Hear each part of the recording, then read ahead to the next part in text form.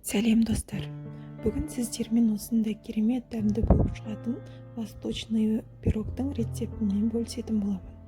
Алдымен қамырымызды илеп аламыз. Ыдысымызға сары майымызды, қантымызды салып, жақсылап бір келкі масса шыққанша араластырып аламыз.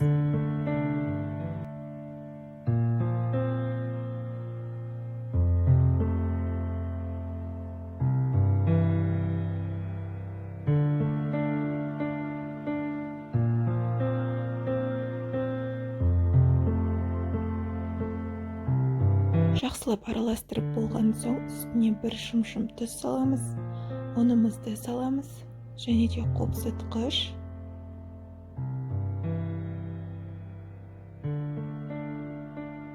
екі жұмыртқа салып, жақсылап тұрып бір келкі болғанша қамыр илейміз.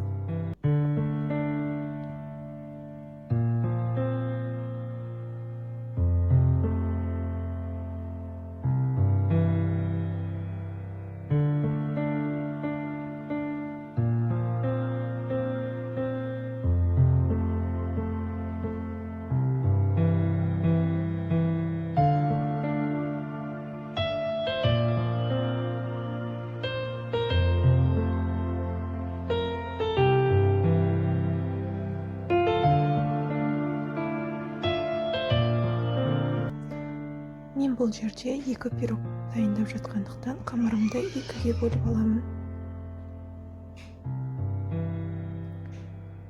Ұн сеуіп қамырымызды жаямыз. Қалыңдығы шамамен 2-3 мм болуы қажет.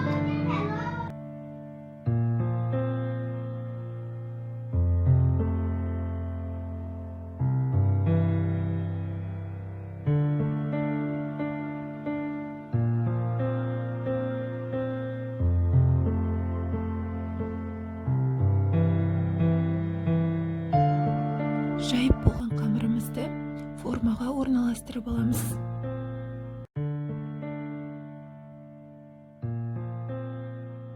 Қамырды формаға орналастырғаннан кейін артық жерлерін осылай оқтаудың көмегімен алып тастаймыз.